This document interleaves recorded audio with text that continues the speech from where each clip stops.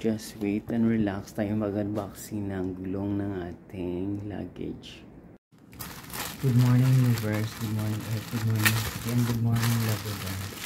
Today's vlog is mag-unboxing tayo ng para sa luggage. Yung tawag ko sa gulong niya.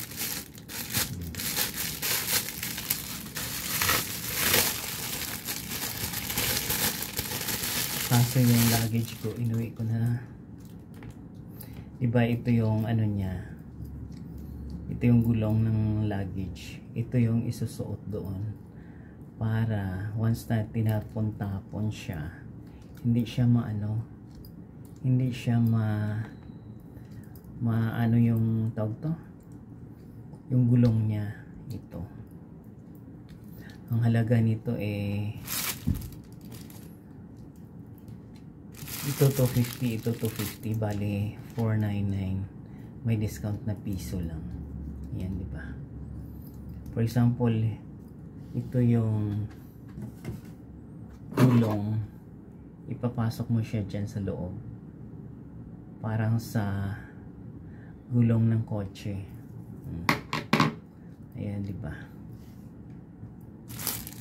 Kaya bumili ako kasi meron akong maleta na ilan na yung maleta ko. Dalawang medium, isang small, hindi, dalawang large, isang small, isang medium, bali apat. Isa, dalawa, tatlo, apat. Lalagyan ko siya ng lalagyan ko siya ng gulong. Magbibideo ako pag uwi ko sa bahay. Yan, apat siya. Papasok mo yung gulong dyan. Kaya ito na siya. Isa, dalawa, tatlo, apat. Apat na pair. Binili ko talaga to kasi alam mo naman, yung sizes ng magulong, isa lang siya.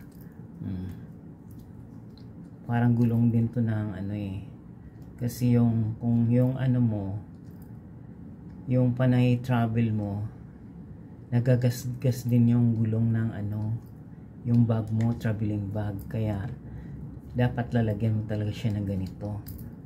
Parang stopper. Ano pangalan nito?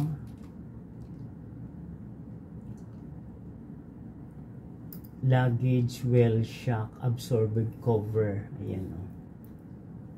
Lalagyan mo siya ng ganito. Para siya. Yun nga lang, may kamahalan to. Itong 8, 499. Ang discount ko piso lang. Kasi lahat ng luggage ko, lalagyan ko na siya ng gulong na ganito. Para alam ko na kung di ba? Kasi once na sa airport, yung yung luggage mo, pag yung unang luggage ko na binili, peke sa Baclaran, hagis lang nang umuwi na ako ng Maynila, pabalik ako, nagtaka ako kasi tanggal na pala yung gulong ko. Kaya dapat yung luggage nyo na mahal siya, ingatan nyo talaga. Kaya yung bag ko na maliit lang siya, small, ang halaga na yun kulang-kulang 6,000. Maganda siya. Nasa ko na yun, nasa YouTube ko na yun. Pero yung isang luggage ko, maganda rin siya. Pero yung dalawang luggage ko butterfly blue. Kasi dati meron akong luggage na siya, butterfly siya, pero pink, pinasaulian ko na. Kaya yung luggage ko na lahat, lalagyan ko ng ganito once na uwi ako. Pag nagta-travel. 8 to. Lahat sila lalagyan ko. Kasi 4 yung luggage ko. Kaya guys, yung mga luggage natin, nasa inyo yan kung gusto nyo bumili sa Baclaran o yung mamahalin.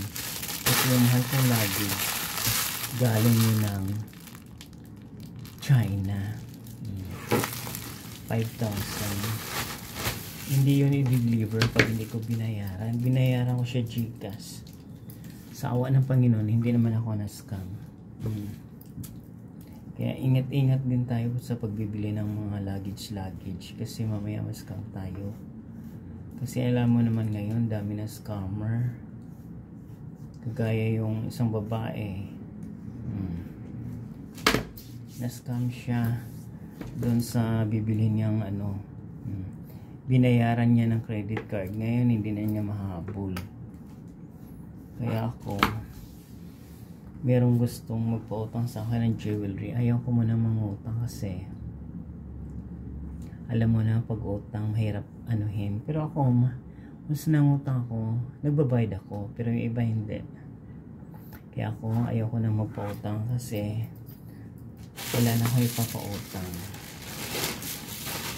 Kaya guys, nanood sa video ko ngayon, please watch. Kung nagustuhan nyo, please watch, like, share, and subscribe my YouTube channel Journey. Maraming pong salamat.